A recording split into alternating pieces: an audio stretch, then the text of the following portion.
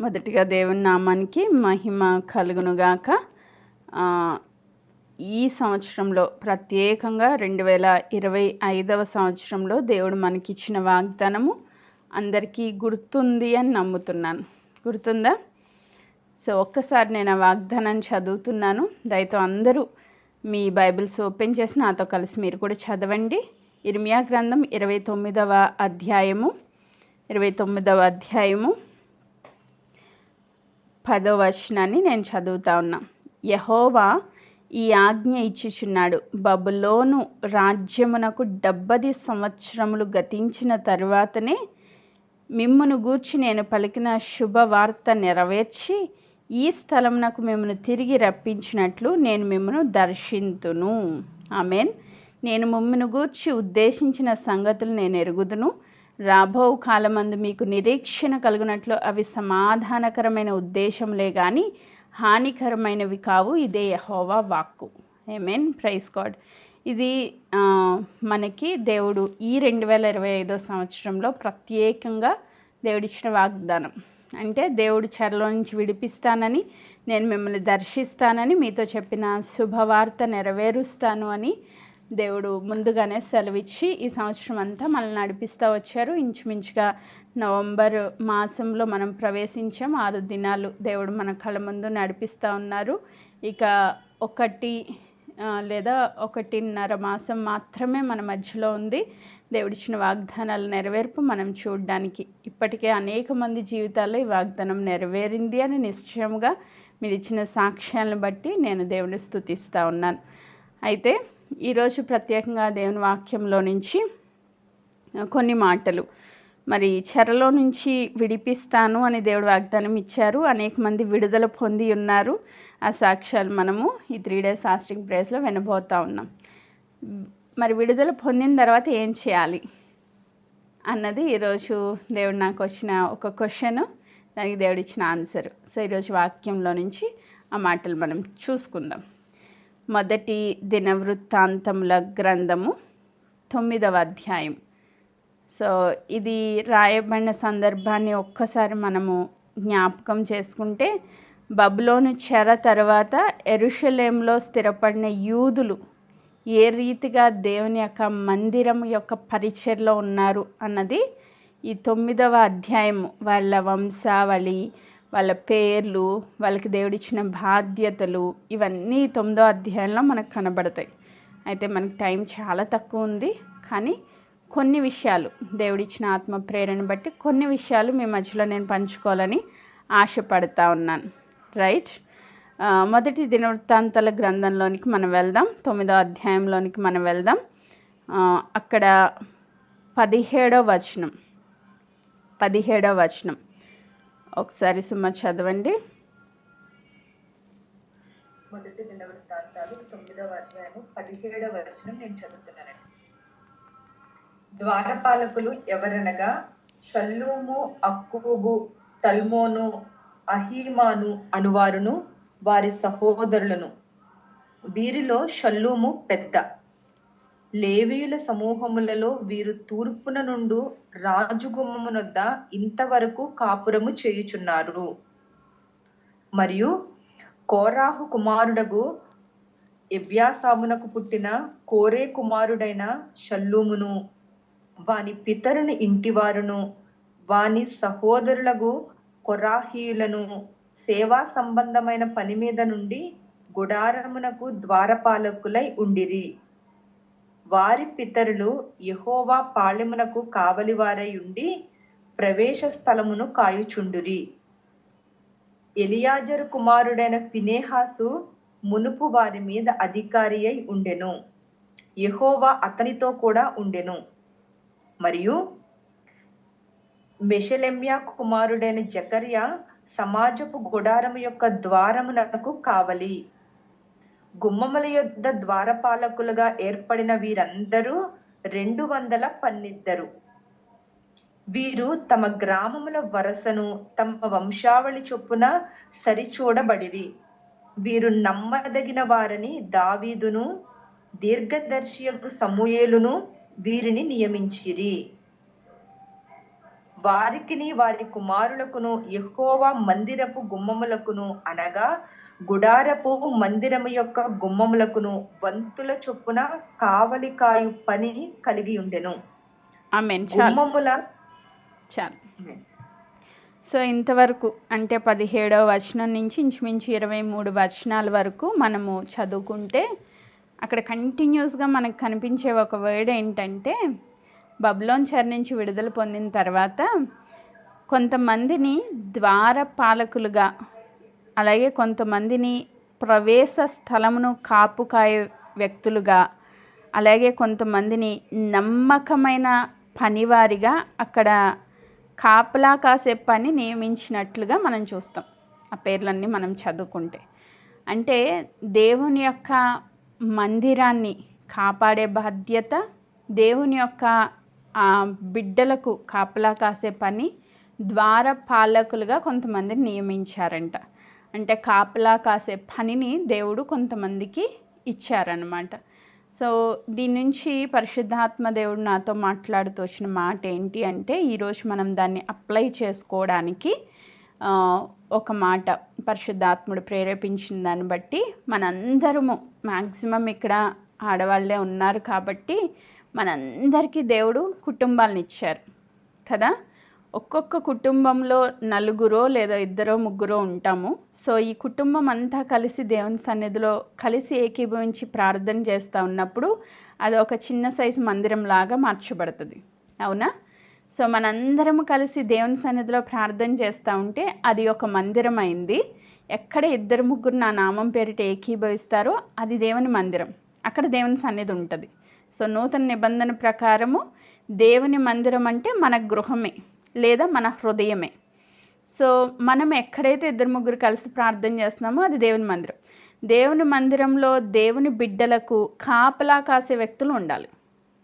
ద్వారపాలకుల పని అనేది కొంత చేయబడాలి. అంటే శత్రువు ఎలా అయినా అటాక్ చేయొచ్చు. సాతాను గురించి చెప్పబడిన మాట ఏంటంటే గర్జించు సింహం వలె ఎవరిని మృంగుదునా అని వాడు ఈ భూలోకమందంతటా సంచరిస్తూ ఉన్నాడంట. వాడి అండర్లో ఉన్న వాళ్ళని ఎక్కువ పెద్ద ఫోకస్ చేయడు. వాడికి వ్యతిరేకంగా ఉన్న దేవుని బిడ్డల్నే ఫోకస్ చేస్తూ ఉంటాడు. కాబట్టి మన కుటుంబాల్ని కాపలా కాసుకునే పని దేవుడు మనకి ఇచ్చారు. కాపలా వాళ్ళంటే ఏంటి? Watchman duty. వాచ్మెన్స్ ఎలా ఉండాలి? అలర్ట్గా ఉండాలి. వాళ్ళు నిద్రపోయారనుకోండి ఈజీగా అక్కడ దోపిడీ జరిగిపోద్ది, ఈజీగా ఆ కుటుంబం దోచుకోబడుతుంది, ఆ కుటుంబంలో ఉన్న సంతోషం దోచుకోబడుతుంది, సమాధానం దోచుకోబడుతుంది, ఆ కుటుంబంలో రకరకాల గలిబిళ్ళు వస్తాయి, ఆ కుటుంబము దేవుని సన్నిధిలో నిలవలేని పరిస్థితి వస్తుంది. సో కుటుంబంగా ఒక గృహిణిగా దేవుడు మనకిచ్చిన బాధ్యత ఏంటి అంటే సామెతల గ్రంథం 31వ అధ్యాయంలో జ్ఞానవంతురాలైన స్త్రీ తన ఇల్లుని ఎలా కాపాడుకుంటుందో 31వ అధ్యాయంలో జ్ఞానవంతురాలైన ఒక గృహిణి గురించి రాయబడి ఉంది. ఆమె తెల్లవారుజామునే లేస్తుంది, పని వాళ్ళకి బెచ్చం నిర్ణయిస్తుంది, పని అంతా నిర్ణయిస్తుంది, తన చేతులతో బలంగా పని చేస్తుంది, పిల్లల నడకను కనిపెడుతుంది, తన భర్తకి గర్వకారణంగా ఉంటుంది, మంచి బిజినెస్ ఉమెన్గా మనం చాలా విషయాలు అక్కడ చూస్తాం. అంటే ఒక స్త్రీ మీద దేవుడు చాలా బాధ్యత పెట్టారు.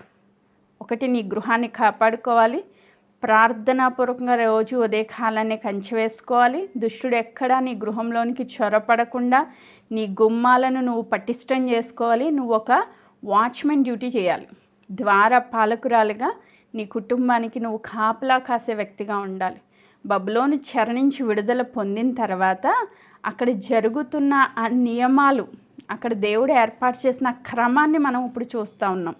సో ఆ క్రమంలో మొట్టమొదటి దేవుడిచ్చిన బాధ్యత ఏంటంటే గుమ్మాలను కాపలా కాసే పని అన్నమాట. ద్వారపాలకులు లేదా కావలి కాసేవారు అని చెప్పబడతా ఉన్నారు. దాంట్లో ఒక వ్యక్తి గురించి ప్రత్యేకంగా రాయబడిన మాట ఏంటంటే ఒకసారి చూస్తే 22వ వచనం, వీరు తమ గ్రామముల వరసను తమ వంశావళి చొప్పున సరిచూడబడిరి. వీరు నమ్మదగిన వారని దావీదును దీర్ఘదర్శి అనే సమూయేలు వీరిని నియమించారు. నమ్మదగిన వారు దాంట్లో ఇలాంటి వాచ్మెన్ డ్యూటీ ఎవరికి ఇస్తారు దేవుడు? నమ్మకమైన వారికి ఇస్తారు. ఎవరిచ్చారంట ఆ పని అంటే రాజైన దావీదు ఇచ్చాడంట, ప్రవక్త అయిన సమూయేలు ఇచ్చారంట. సో వీళ్ళిద్దరూ కలిసి వీళ్ళని నియమించారనమాట. సో వీళ్ళిద్దరూ కలిసి వీళ్ళని అపాయింట్ చేశారు ఆ పనికి. సో వీళ్ళు అభిషేకించబడిన రాజు, అభిషేకించబడిన ప్రవక్త కలిసి వారిని నియమించారు. ఎందుకు వీళ్ళకి బాధ్యత ఇవ్వబడిందంటే నమ్మతగిన వారు అని. ఈరోజు దేవుడు మన కుటుంబాలకి మనల్ని కాపలాదారుగా పెట్టారు, మన సంఘానికి మనల్ని కాపలాదారులుగా పెట్టారు. ఒక వాచ్మెన్ డ్యూటీ దేవుడు మనకి ఇచ్చారు అంటే మనలో ఆయన చూస్తున్నది ఏంటంటే నమ్మకత్వము. ఆమేన్. నమ్మకత్వాన్ని దేవుడు చూస్తూ ఉన్నారు. ఇంకొక మాట నేను చదవాలని ఆశపడుతున్నాను. అదే 9వ అధ్యాయము. దేవుని సన్నిధిలో పరిచర్య చేస్తున్న ఫినెహాస్ అనే వ్యక్తి గురించి రాస్తూ, ఫినెహాస్ని వారి మీద మునుపు అధికారి అయి ఉండెను, యెహోవా అతనితో కూడా ఉండెను. ఆమేన్. 20వ వచనం. ఫినెహాస్ గురించి మనకు తెలుసు ఆల్రెడీ, నేను ఇప్పుడు దాన్ని ఎక్స్ప్లెయిన్ చేయాల్సిన అవసరం లేదు. భయంకరమైన ఓటమి జరిగి వధ జరుగుతున్న సమయంలో, భయంకరమైన దేవుని ఉగ్రత ఇశ్రాయేలు ప్రజల్లో రేగిన సమయంలో, విగ్రహారాధన సంబంధించిన స్త్రీలతో వీరు వ్యభిచరిస్తున్నారని దేవుని ఉగ్రత దిగి వచ్చి అనేక మంది చనిపోతున్నప్పుడు ఈ ఫినెహాసు లెగిసి అక్కడ పరిహారం చేసినట్లుగా మనం చూస్తాం. దేవునికి తగిన రోషము కలిగిన వ్యక్తి. సో ఈ ద్వారపాలకుల లిస్టులో ఎవరున్నారు? ఫినెహాస్ సంబంధించిన వ్యక్తులు ఉన్నారు. అంటే రోషము కలిగి, పౌరుషం కలిగి, దేవుని యొక్క చిత్తాన్ని నెరవేర్చాలని నమ్మకమైన వారుగా ఎవరైతే ఉంటారో వాళ్ళని ఎలా వాడుకుంటారంటే దేవుడు నమ్మకమైన ద్వారపాలకులుగా వాడుకుంటారు. ఆమేన్. మన కుటుంబాలకు, మన సంఘమునకు, మన గ్రూప్కి మిమ్మల్ని దేవుడు ఎలా ఇచ్చారంట? కావలి వారిగా ఇచ్చారు, మిమ్మల్ని, నన్ను కూడా. సో మనం ఏం చేయాలి? నిద్రపోయే వ్యక్తులుగా ఉండకూడదు. మెలకువ కలిగి మన కుటుంబాన్ని మనం ప్రొటెక్ట్ చేసుకోవాలి, మన గ్రూప్ని మనం ప్రొటెక్ట్ చేసుకోవాలి, మన సంఘాలకి మనము కాపలాదారులుగా ఉండాలి. ఒక గ్రూప్ గురించి నేను విన్నాను. పొద్దున్నే 4:30కి లేచి, లేదు 3 గంటలకు లేచి వాళ్ళు వాచ్మెన్ పరిచర్య చేస్తూ ఉంటారంట. ఇదేంటి వాచ్మెన్ సర్వీస్ అండి మాది అని చెప్పారు ఒక ఆంటీ. అదేంటి కొత్తగా ఉంది, నేను ఎక్కడ వినలేదు ఆంటీ, ఏం చేస్తారు మీరంటే వాళ్ళకి ఒక గ్రామము లేకపోతే ఒక ప్రాంతము అప్పచెప్తారంట. పొద్దున్నే లేసి వాళ్ళ పని ఏంటంటే ఆ ప్రాంతం గురించి ప్రత్యేకంగా ప్రార్థన చేయడం. అక్కడెక్కడ దుష్టుడు పని చేయకూడదు, దురాత్మ శక్తుల ప్రభావంలో ఉన్న వారిని విడుదల పొందాలి, ఆ ప్రాంతం చుట్టూ దేవుని రక్తపు అగ్ని కంచి వేయబడాలి, ఆ ప్రాంతంలో ఉన్న ప్రజలు వెలుగులోనికి రావాలి. ఇలా వాళ్ళు ఆ ప్రాంతాన్ని ఎత్తిపట్టి ఒక ఏరియాని ఎత్తిపట్టి ప్రార్థన చేస్తారంట. అలా ఎంతమంది ఉన్నారో అంతమందికి అన్ని ఏరియాలు పంచిస్తారంట వాళ్ళు. సో ఆ గ్రూప్ అలా పనిచేస్తుంది. ఒక వాచ్మెన్ పరిచర్యగా వాళ్ళని దేవుడు ఎన్నుకున్నారు. నిజంగా ఎంత గొప్ప భాగ్యం దేవుడు మనకు కూడా ఇచ్చారు. మన కుటుంబాల్ని కాపాడుకునే బాధ్యత, మన సంఘాన్ని కాపాడుకునే బాధ్యత, మనకిచ్చిన స్మాల్ గ్రూప్స్ని కాపాడుకునే బాధ్యత. ప్రతి ఉదయాన్నే దేవుని సన్నిధిలో మనము యాజ్ ఏ వాచ్మెన్స్గా మనం చేయాల్సిన పరిచర్య ఉంది అని మరొక్కసారి పరిశుద్ధాత్మ దేవుడు జ్ఞాపకం చేస్తూ ఉన్నారు.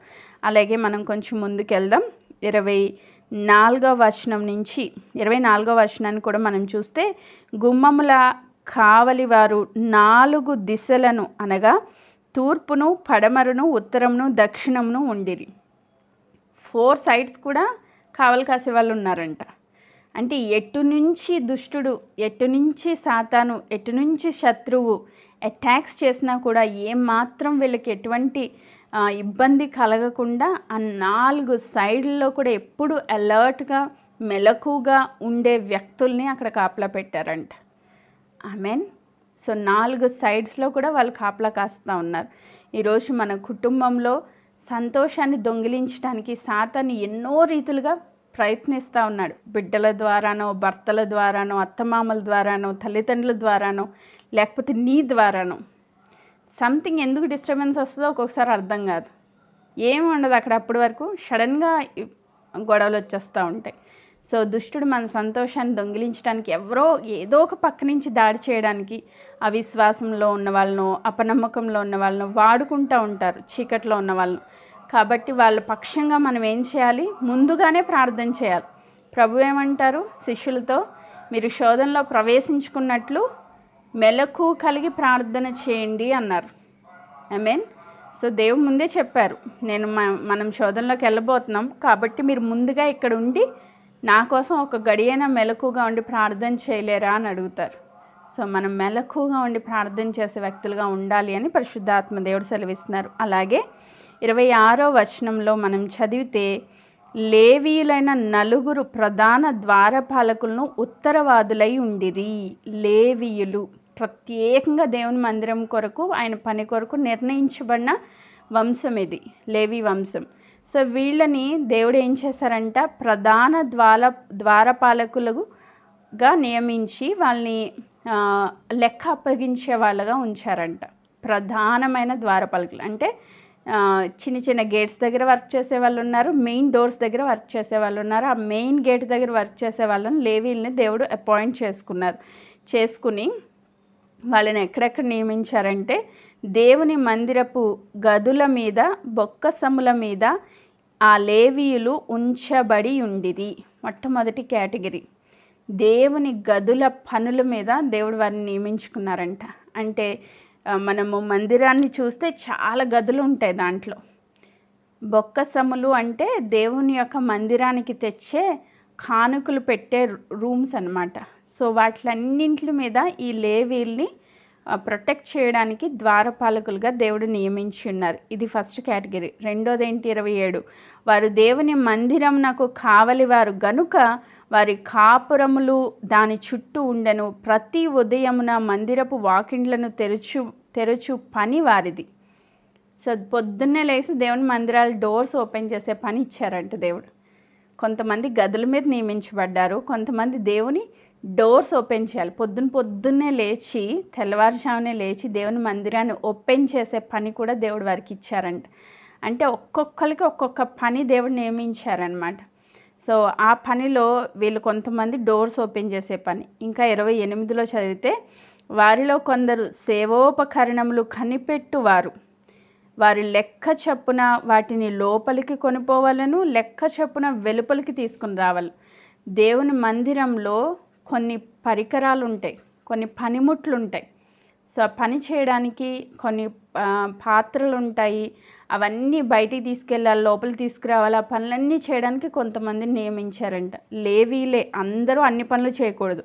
కొంతమంది డోర్స్ ఓపెన్ చేయాలి, కొంతమంది గదులను శుభ్రం చేయాలి, కొంతమంది సేవాపకరణాలని శుభ్రపరిచే పని, దాని లోపలికి బయటికి తీసుకొచ్చే పని చేయాలి. నెక్స్ట్ 29లో చూస్తే, మరియు వారిలో కొందరు మిగిలిన సామాగ్రి మీద, పరిశుద్ధమైన పాత్రలన్నింటి మీద ఉంచబడిరి. సో ఇవి కాకుండా ఇంకా మిగిలిన సామాన్లు, ఇప్పుడు గంగాళం కనిపిస్తుంది, బలిపీఠం కనిపిస్తుంది, ఇంకా చాలా ఉంటాయి కదా, వాటన్నింటినీ శుభ్రపరిచే పని కొంతమందికి అప్పచెప్పారు. ఆమేన్. నెక్స్ట్ ఇంకొంచెం ముందుకు వెళ్తే, సన్నని పిండియు ద్రాక్షారసము నూనె ధూపవర్గమును వారి ఆధీనము చేయబడెను. సో ద్రాక్షారసంని సిద్ధపరిచే పని ఒకరిది, అలాగే పిండి పిసికే పని ఒకరిది, అలాగే నూనెని సిద్ధపరిచే పని ఒకరిది. ధూపవర్గమును, ఆ నూనెలో 5 టైప్స్ ఆఫ్ ఆయిల్స్ని కలుపుతారు. సో అవన్నీ సిద్ధపరిచే పని ఒకరిది. అంటే ఇక్కడ పరిశుద్ధాత్మ దేవుడు ఏం చెప్తున్నారంటే, లేవీలే, అందరు లేవీలే, కానీ అందరినీ ఒకే పనికి నియమించలేదు దేవుడు. ఒక్కొక్కరిని ఒక్కొక్క పనికి ఎన్నుకున్నారు. దేవుని మందిరం యొక్క పరిచర్య క్రమముగా జరగడానికి ఒక్కొక్కరిని ఒక్కొక్క పనికి దేవుడు నియమించినట్లుగా, నిర్ణయించినట్లుగా మనం ఇక్కడ చూస్తూ ఉన్నాం. ఆమేన్. Praise God. ఇంకా కొంచెం ముందుకు వెళ్తే 30వ వచనంలో, యాజకుల కుమారులో కొందరు సుగంధ వర్గములు పరిమళ తైలము చేయుదురు. లేవీల్లో కొరాహు సంతతి వారు షల్లూమునకు పెద్ద కుమారుడైన మత్తియ పిండి వంటల మీద ఉంచబడెను. వారి సహోదరులకు కహతీయులలో కొందరిని విశ్రాంతి దినపు సముకల రొట్టెలను సిద్ధము చేయు పని కలిగి ఉండెను. ఆమేన్. సో ఇక్కడ కొంతమందికి ఏం పని ఇచ్చారంట దేవుడు?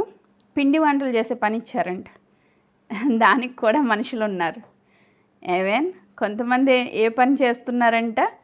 సముఖపు రొట్టెల బల్ల ఉంటుంది, దాని మీద ఖచ్చితంగా రొట్టెలు పెట్టాలి ప్రతిరోజు. సో ఆ బల్ల మీద రొట్టెలు పెట్టే పని, విశ్రాంతి దినాన్ని రొట్టెలు పెట్టే పని కొరకు కొంతమందిని యాజకుల్ని దేవుడు నిర్ణయించుకున్నారంట. ఇదంతా మందిరంలో జరిగే పనికి సంబంధించిన వ్యక్తులు అన్నమాట. యాజకులు ప్లస్ లేవీలు. యాజకులు అంటే అహరోన్ సంతతి వారు, లేవీలు అంటే దేవుడు ఏర్పరచుకున్న గోత్రం. సో వీళ్ళిద్దరినీ కూడా దేవుడు ఈ పనులకు నియమించుకున్నారనమాట. అండ్ ఫైనల్గా 33వ వచనంలో మనం చూస్తే 33వ వచనంలో లేవీల పితరుల్లో పెద్దలైన గాయకులు రాత్రింబగళ్ళు పని విచారణ కలిగి ఉన్న హేతువు చేత వారు కడమ పనులను విచారణ లేకుండా తమ గదుల్లో నుండిరి. కొంతమందిని ప్రత్యేకించుకుని దేవుడు ఏ పనికి ఏర్పరచుకున్నారంట? గాయకులుగా ఏర్పరచుకున్నారంట. ఆమెన్. గాయకులు అంటే పర్టికులర్గా వీళ్ళు పాటలు పాడడమే వీళ్ళ పని. దేవుడు వారికి ఆ తలాంతి ఇచ్చి దేవుడు వాళ్ళని సెపరేట్ చేసుకుని గాయకులుగా నిర్ణయించబడ్డారు. ఆమెన్. వాళ్ళకి వేరే ఏ పని ఇవ్వలేదంట, ఓన్లీ పాటలు పాడే పని, దేవుని ఆరాధించే పని. ఆమెన్. సో అంటే కోయర్ టీం అన్నమాట. హల్లెలూయా. మన దగ్గర కూడా కోయర్ టీం ఉండాలి. అందరూ పాటలు పాడాలని మన ఆశపడుతున్నాం, కానీ దేవుడు కొంతమందికి మంచి స్వరాలు ఇస్తారు. నాది కూడా పెద్ద మంచి స్వరమేం కాదు, కానీ దేవుణ్ణి ఆరాధించాలని ఆశతో పాట పాడేస్తున్నాం అంతే. కానీ ప్రత్యేకంగా తలాంతి ఇచ్చిన వాళ్ళు కొంతమంది ఉన్నారు. సో అలాంటి వాళ్ళందరినీ కలిపి నిజంగా ఆన్లైన్ సర్వీస్ అయిపోయింది. అదే మనందరం కలిసి ఫిజికల్ సర్వీస్ అయితే ఖచ్చితంగా ఈ కోయర్ టీంని కూడా తీసేవాళ్ళం. దేవునికి మహిమ. అందరూ కలిసి చక్కగా పాటలు పాడుతూ రాత్రింబగళ్ళు వీళ్ళ పరిచర్య ఏంటంటే పాటలు పాడి దేవుణ్ణి ఆరాధించాలంతే. వాళ్ళకి వేరే ఏ పని ఇవ్వలేదంట. దేవునికి మహిమ కలుగునుగాక. సో ఇట్టి రీతిగా దేవుని సన్నిధిలో దేవుని యొక్క పరిచర్య క్రమం జరుగునట్లు, ఒక క్రమంగా దేవుని పరిచర్య జరిగినట్లు ద్వారపాలకుల్ని, దేవుని మందిరపు పరిచర్య పని కొరకు కొంతమందిని, అలాగే ఆరాధన చేయడానికి కొంతమందిని దేవుడు నియమించుకున్నారు.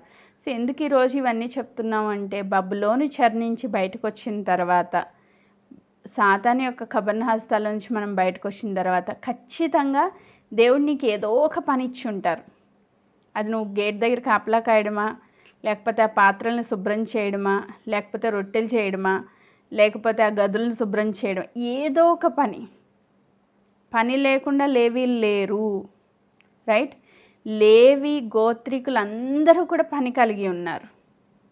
వేరే గోత్రాల వల్ల దేవుడు పని చేయలేకపోవచ్చు, కానీ లేవి గోత్రులు మాత్రం ఖచ్చితంగా యాజకులు లేవీలు కలిసి దేవుని పరిచర్యలో ఇన్వాల్వ్ అయి ఉన్నారు. అంటే ఈరోజు పరిశుద్ధాత్మ దేవుడు ఈ మాట మనకి ఎందుకు చెప్తున్నారంటే, దేవుడు మనల్ని ఎలా ఎన్నుకున్నారంట? రాజులైన యాజక సమూహముగా ఎన్నుకున్నారంట. నూతన నిబంధనలో రక్షణ పొందిన మనందరము కూడా లేవి గోత్రానికి చెందిన వాళ్ళమో లేక యాజక గోత్రానికి చెందిన వాళ్ళమో దేవుని యొక్క పరిచర్య కొరకే దేవుడు మనల్ని ఎన్నుకున్నారు. ఎవరు కూడా ఖాళీగా పని లేకుండా లేరు నాకు తెలిసి. ఏమేన్. వాళ్ళు ఎక్కడుండే వాళ్ళంట? దేవుని యొక్క గుడారం చుట్టూ వాళ్ళ యొక్క నివాస స్థలం ఉండేది. దేవుని మందిరం చుట్టూ వాళ్ళు ఉండేవాళ్ళు అన్నమాట. వాళ్ళకి వేరే పని లేదు. వాళ్ళు వెళ్ళి భూములు సొంతం చేసుకుని, భూముల మీద వ్యవసాయం చేసుకుని, పంటలు పండించి ఈ పని ఏం లేదు. దేవుడు ఇవ్వలా. దేవుని పరిచర్య కొరకే వాళ్ళని ఎన్నుకున్నారంట. మరి ఈ భూలోకంలో ఎంతోమంది ఉండగా దేవుడు నిన్నే ఎందుకు కోరుకున్నారు? నిన్నే ఎందుకు ఎన్నుకున్నారు? నిన్నే ఎందుకు దేవుని సన్నిధికి నడిపిస్తూ ఉన్నారు? దేవుడు నిన్నే ఎందుకు ఈ గ్రూప్లో పెట్టారు? నీకే ఎందుకు కొన్ని బాధ్యతలు ఇచ్చారు? మనం ఒక్కసారి ఆలోచిస్తే, ఇక్కడ మందిరంలో జరుగుతున్న ప్రతి పరిచర్లో ఒకళ్ళనొకళ్ళు డిస్టర్బ్ చేయలే. మళ్ళీ ఒకసారి చెప్తున్నాను, ఒకళ్ళ పరిచర్లో ఇంకొకళ్ళు దూరలేదు. దేవుడు వాళ్ళకి ఏ పని ఇస్తే ఆ పని సంతోషంగా చేశారంట. ఏమేన్. వాళ్ళని చిన్న చిన్న పాత్రలు ఇచ్చి అట్లా శుభ్రపరచుకుంటే అదే పనిలో ఉన్నారు వాళ్ళు. రోజు డోర్లు ఓపెన్ చేసే పని కొంతమందికి ఇస్తే అదే పనిలో ఉన్నారు వాళ్ళు. ఏమేన్. సో దేవుడు ఇచ్చిన పని నమ్మకంగా చేశారంట. హల్లెలూయా. అందుకు దేవుడు ఆయనకి తోడై ఉన్నారని రాయబడి ఉంది. సో దేవుడు నీకు పాటలు పాడే వరం ఇచ్చారు, ఆరాధించే వరం ఇచ్చారు, ఆరాధన చేస్తూనే ఉన్నారంట. వాళ్ళు డే అండ్ నైట్ దేవుడు ఆ పనిలో వాళ్ళు పెట్టారు కాబట్టి ఆ పనిలోనే ఉన్నారు. విజ్ఞాపన పరిచయ దేవుడు నీకు ఇస్తే ఆ విజ్ఞాపన చేస్తూ ఉండాలి. లీడర్గా దేవుడు నిన్ను ఎన్నుకుంటే ఆ లీడర్షిప్లో దేవుడిచ్చిన బాధ్యతల్ని నువ్వు నిర్వర్తించాలి. నీ గ్రూప్లో 4-5 నీకు తెలుసు వాళ్ళు ప్రాబ్లమ్స్లో ఉన్నారు, వాళ్ళ కొరకు ప్రార్థన చేసే వ్యక్తిగా ఉండాలి. దేవుడు నీకు ఇచ్చిన పని నమ్మకంగా చేస్తే ఆయన అన్యాయస్తుడు కాదు. ఖచ్చితంగా గిన్నెడు చన్నీళ్ళు ఇస్తేనే దేవుడు మరిచిపోడంట. నీకు ప్రతిఫలం ఇచ్చే దేవుడు, నిన్ను ఆశీర్వదించే దేవుడు. ఆయన పని కోసమే నిన్ను ఎన్నుకున్నారు. ఇది ఫైనల్గా దేవుడి వాక్యం ద్వారా నాతో మాట్లాడిన మాట ఏంటంటే, ఆయన పని కోసమే మనల్ని ఎన్నుకున్నారు. ఆమెన్. పని లేకుండా ఇక్కడ ఎవరిని దేవుడు పిలుచుకోలేదు, ఏర్పరచుకోలేదు. నాకు ఏ పని లేదండి, నేను వచ్చి వినేసి వెళ్ళిపోతానంటే కుదరదు. దేవుడు నీకు పర్టికులర్గా ఒక పని ఇచ్చారు. అది ఏంటో నువ్వు కనిపెట్టుకోవాలి, ప్రార్థన చేసుకోవాలి, ఆ పనిలో నువ్వు సఫలీకృతం అవ్వాలి. మనము నూతన నిబంధనలో ఒక ఉపమానం చూస్తాం. ఒకరికి 5 తలాంతులు ఇచ్చారంట, ఒకరికి 4 తలాంతులు ఇచ్చారంట, ఒకరికి 1 తలాంతు ఇచ్చాడంట. దేవుడు వాళ్ళకి ఇచ్చిన తలాంతుల్ని వాళ్ళు ఇద్దరు డబల్ చేశారు, ఒకడు మాత్రం భూమిలో కప్పెట్టేశాడు. సో దేవుడు వచ్చి చెప్పారు కదా, డబల్ చేసిన వాళ్ళు ఇద్దరితో దేవుడు చెప్పిన మాట అంటే వాళ్ళ శక్తి కొద్దీ, వాళ్ళ సామర్థ్యం కొద్దీ తలాంతులు ఇచ్చారు దేవుడు. వీడికి 5 ఇస్తే 5ని డబల్ చేయగలడు, వీడికి ఆ శక్తి సామర్థ్యాలు ఉన్నాయంటే 5 ఇచ్చేశారు.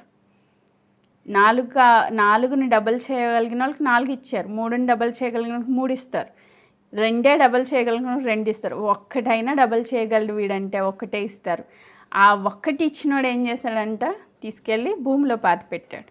డబల్ చేయడం కాదు కదా, అట్లీస్ట్ వాడలేదు దానికి ఇంకా ఎక్కువ సంపాదించడం మాట పక్కన పెట్టాడు, అసలు వాడకుండా తీసుకెళ్ళి పాతి పెట్టాడు. అంటే తనకిచ్చిన తలాంతుని యూజ్ చేసుకోలేకపోయాడు. దానివల్ల దేవుడు చెప్పిన మాట ఏంటంటే, చెడ్డ దాసుడా, దేవుడి నోట్లోంచి వచ్చిన మాట. దేవుడే నువ్వు చెడ్డవాడివి అని డిక్లేర్ చేస్తే ఇంకెవ్వరైనా దాన్ని మార్చగలరా? సాక్ష్యాన్ని ఎవ్వరం మార్చలేం. డబల్ చేసిన వాళ్ళ గురించి దేవుడు మాట్లాడిన మాట ఏంటంటే, బలా నమ్మకమైన మంచి దాసుడా అని. ఈరోజు మంచి దాసులుగా ఉన్నామా, చెడ్డ దాసులుగా ఉన్నామా? దేవుడు నీకు ఇచ్చిన పని పర్టికులర్గా దేవుడు ఈ పని నువ్వు చేయాలి అని తలాంతు ఇస్తే దాన్ని తీసుకెళ్ళి భూమిలో పాతి పెడుతున్నామా? తలాంతుని డబల్ చేస్తున్నామా? పని చేస్తున్నామా? దాన్ని చేత పట్టుకుని ఆ తలాంతులు యూజ్ చేసుకుంటున్నామా? ఒక్కసారి మనల్ని మనమే పరీక్షించుకోవాలి. ఎవ్వరు చెప్పక్కర్లేదు. బబులోను చెర నుంచి విడుదల పొందిన తర్వాత దేవుని యొక్క పనిలో వీరు చాలా నిమగ్నమై ఉన్నారు. చెర నుంచి బయటకు వచ్చేసిన వీరు ఇష్టానుసారంగా తిరగడం లేదు, దేవుని పనిలో నిమగ్నమై ఉన్నారు. నువ్వు కూడా చెరలోంచి బయటకు వచ్చావు, మరి ఇప్పుడు ఏం పని చేస్తున్నావు నువ్వు దేవుని కోసం? వస్తాం, మన యొక్క రిక్వెస్ట్లు చెప్పేస్తాం, వెళ్ళిపోతాం. అది కాదు కదా నేను దేవుడు ఎన్నుకున్నది. నువ్వు ఎప్పుడు మేలు పొందుకోవాలి పొందుకోవాలి పొందుకోవాలి. ఎన్ని రోజులని పొందుకుంటానే ఉంటావు? దేవుని కోసం మనం ఏం చేస్తున్నాం? ఈరోజు దేవుని పరిచయం కోసం నేను ఈ చిన్న పని చేస్తున్నానని చెప్పగలవా? వాక్యం చెప్పే తలాంతు దేవుడిస్తే చెప్పాలి, పరిశుద్ధాత్మ దేవుడు ప్రేరేపించిన కొలది. పాటలు పాడే తలాంతు దేవుడిస్తే పాడాలి. సాక్ష్యం చెప్పే వరం కొంతమందికి ఇస్తారు దేవునికి మహిమకరంగా, సాక్ష్యం చెప్పాలి. కొంతమంది ఆరాధిస్తూ ఉంటే అనేకుల హృదయాలు కరుగుతాయి. పరిశుద్ధాత్మ దేవుని ప్రేరణలో ఆరాధన చేయాలి. దేవుడు నీకు ఇచ్చిన తలాంతుని యూజ్ చేయాలి. కొంతమంది ఏం చేయక్కర్లేదు, ఒక చిన్న ప్రార్థన చేస్తే పరిశుద్ధాత్మ దేవుని నడిపింపు ద్వారా ఆ ప్రార్థనలో పట్టబడే వాళ్ళు ఉంటారు. కన్ఫెషన్ ప్రేయర్ చేయడం, ఏ పరిచర్య దేవుడు నీకు ఇస్తే అది నమ్మకంగా చేయాలి. ఒకవేళ చేయకపోతే ఒక దినాన్ని దేవుడు లెక్క అడుగుతారు. ఆ రోజు మనం తలదించుకునే వ్యక్తులుగా ఉండకూడదు. సో ఈ పరిచర్య అంతా ఒక క్రమబద్ధంగా జరుగుతుంది కాబట్టే లేవీలు, యాజకులు వారి పరిచర్యలో నిమగ్నమై ఉన్నారు కాబట్టి దేవుని మందిరం సక్రమంగా కొనసాగుతూ ఉంది. దేవుని మందిర పని కరెక్ట్గా జరుగుతూ ఉంది. ఈరోజు ఒక్కళ్ళు మానేసిన మందిర పని ఆగిపోయినట్టే కదా. రోజు పొద్దున్నే లేచి డోర్లు ఓపెన్ చేసేవాడు రాలేదనుకోండి, మందిరం తెరవబడుతుందా? పడదు. ఖచ్చితంగా మనం అలర్ట్గా ఉండాలి దేవుని పనిలో. బద్ధకస్తులుగా ఉండకూడదు, నిద్రపోయే వాళ్ళుగా ఉండకూడదు. ఈరోజు పొద్దున్న దేవుడు ఇదే మాట్లాడారు, మధ్యాహ్నం కూడా ఇదే మాట్లాడుతున్నారు. దేవుని పనిలో మనం ఎలా ఉండాలి? రోషం కలిగి, రోషము కలిగి ఉండాలంట. ఫినెహాస్ ఎలా ఉన్నాడంట? రోషము కలిగి ఉన్నాడంట, నమ్మకమైన వ్యక్తిగా ఉన్నాడంట. ఆమేన్. సో ఈరోజు మనం రోషం కలిగిన వ్యక్తులుగా ఉండాలి. దేవుని హృదయం ఎలా మండుతుందో మన హృదయాలు కూడా అలా మండాలి దేవుని పని కోసం. ఆమేన్. సో ఈరోజు ఎంతమంది అయితే చల్లారిపోయిన స్థితిలో ఉన్నారో పరిశుద్ధాత్మ దేవుని ద్వారా మీరు మండాలి, వెలగాలి అని నేనైతే ఆశపడతా ఉన్నాను. సో దేవుని పనిలో మీరు ఒక పాత్రగా వాడబడాలని నేను ఆశపడతా ఉన్నాను. నాకు ఏ పని లేదండి, నేను ఖాళీగా ఉన్నానని ఎవరైనా అనుకుంటే దయచేసి మీ యొక్క పేర్లు మాకు ఇస్తే మేము పని ఇస్తాం. ఆమేన్. మా దగ్గర చాలా పని ఉంది. ఈరోజు గ్రూప్ మెంబర్స్ పెరిగిపోతూ ఉన్నారు, లీడర్స్ తగ్గిపోతూ ఉన్నారు. ఎంత బాధ కలిగిన హృదయం అంటే ఏం చేయాలో అర్థం కావట్లేదు మాకు. మెంబర్స్ పెరిగిపోతున్నారు, లీడర్స్ తగ్గిపోతున్నారు. ఒకే లీడర్ మీద ఎక్కువ భారం వేసి వేసి వేసి ఎంత భారం అనేస్తాం? ఒక్కళ్ళే ఎన్ని పనులను చేస్తారు? పెరగాలి కదా లీడర్స్. మెంబర్స్ పెరిగినట్టు లీడర్స్ పెరగాలి. ఎన్నో సంవత్సరాల నుంచి ఇక్కడే ఉన్న వాళ్ళు ఉన్నారు. 2018, 19 నుంచి లేదా 20 నుంచి నాతో కలిసి జర్నీ చేస్తున్న వాళ్ళు చాలామంది ఉన్నారు. ఈరోజు ఎందుకు వాళ్ళ హృదయాలు మండడం లేదు? ఎందుకు నేను దేవుని పని కొరకు నేను ప్రతిష్ఠించుకుని నేను చేయగలను, ఒక 2-3 గురించి నేను ప్రార్థన చేయగలను, వాళ్ళని ఎంకరేజ్ చేయగలను ఎంతమంది లేస్తున్నారు? ఎంతసేపు ఎన్ని సంవత్సరాలు ఉన్నా మీరు ఆ మెంబర్స్గానే కొనసాగుతూ ఉంటే మీరు ఎదగట్లేదు. ఆ లీడర్కి ఇంకొకరిని ఇవ్వడానికి మాకు అవకాశం రావట్లేదు. అసలు ఏమని చెప్పుకోవాలి నా బాధ? ఏం అర్థం కావట్లే. లీడర్స్ మరి ఇంకొక లీడర్ని రెడీ చేయండి అమ్మా అంటే వాళ్ళు అలాగే డిపెండెన్సీలో పోతున్నారు. వాళ్ళు ఉంటేనే వాళ్ళు యాక్టివ్గా ఉంటున్నారు, వాళ్ళు ఉండకపోతే వాళ్ళు యాక్టివ్గా ఉండట్లేదు. లీడర్స్ పని లీడర్స్ చేయాలి. లీడర్స్ ఇంకొక లీడర్ని లేవనెత్తాలి, బలపరచాలి, వాళ్ళ పొజిషన్కి వాళ్ళని తీసుకురావాలి. మీరు సీనియర్స్ అయిపోయారు కాబట్టి మీరు చేయండి అమ్మా అని వాళ్ళకి బాధ్యతలు అప్పగించాలి. తెలుస్తుంది కదా ఎవరు భారం కలిగి ఉన్నారు, ఎవరు బాధ్యత కలిగి ఉన్నారు. నాకెలా తెలుస్తుంది? స్మాల్ గ్రూప్స్లో ఎవరు యాక్టివ్గా ఉన్నారో మాకెలా తెలుస్తుంది? మీకే తెలుస్తుంది అది. సో మీరు బలపరచాలి. ఇంకా చాలా పరిచర్య ఉంది మనకి. ఒక 150 మంది 170 మందికి ఇలా స్ట్రక్ అయిపోతే రాబోయే దినాల్లో చాలామందిని దేవుడు ఇవ్వబోతున్నారు. దేవుడు వాగ్దానాలు చాలా గొప్పగా ఉన్నాయి మనకి. మరి అప్పుడు ఎలా చేస్తాం మనం పరిచర్య? ఇక్కడికే ఆగిపోతూ ఉంటే దేవుని మందిరం పని ఎలా జరిగిద్ది? ముందుకు ఎలా వెళ్తాం మనం? చాలా లాట్స్ ఆఫ్ క్వశ్చన్స్ అలా క్వశ్చన్ మార్క్ లాగే ఉండిపోతున్నాయి మాకు. ఈరోజు జనాలు వస్తున్నారని సంతోషించాలో, గ్రూప్ లీడర్స్ లేరు అని బాధపడాలో అర్థం కాని పరిస్థితుల్లో ఉంది మా పని.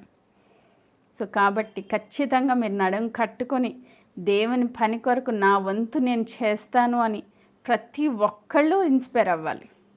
ఏదో ఇది మనం ఒక్కళ్ళని చేసేది కాదు, అందరం కలిసి చేస్తేనే ఆ ద్వారపాలకుడి దగ్గర నుంచి, గేట్ కాపలా దగ్గర నుంచి, మందిరం లోపల మందిరం గదులు శుభ్రపరిచే వాళ్ళ దగ్గర నుంచి, చిన్న పాత్రలను కడిగే వాళ్ళ దగ్గర నుంచి, పిండి రొట్టెలు సిద్ధపరిచే వాళ్ళ దగ్గర నుంచి, ద్రాక్షారసం సిద్ధపరిచే వాళ్ళ దగ్గర నుంచి, నూనె సిద్ధపరిచే వాళ్ళ అందరి పని అందరు చేయాలి. చేస్తేనే ఆ మందిరం యొక్క పరిచర్య క్రమముగా జరిగిద్ది, చేయకపోతే జరగదు. ఈరోజు మనం ఏ పని చేస్తున్నాం? ప్రతి ఒక్కళ్ళు పనిలో ఉండాలి. ఎవరు ఖాళీగా ఉండడానికి వీలు లేదు అని దేవుని పరిశుద్ధాత్మ దేవుడు సెలవిస్తున్న మాట. కాబట్టి ఈ దినం మొదలుకొని దేవా నేను ఏం చేయగలను నీ కోసం అని మీరు ఆలోచించండి. పరిశుద్ధాత్మ దేవుడు ఇచ్చిన ప్రేరణను బట్టి మీరు ఇన్స్పైర్ అయ్యి మేము దేవుని పని చేస్తాము అని మీరు ముందుకు వస్తే ఖచ్చితంగా మీ చేతి నిండా పనిచ్చే అంత పని మన గ్రూప్లో ఉంది. దేవుడు అట్టి రీతిగా మిమ్మల్ని అందరినీ ప్రేరేపించునుగాక. దేవుని యొక్క పని బలముగా ఇంకా ఘనముగా జరుగునుగాక. దేవుడి వాక్య భాగమును దీవించునుగాక.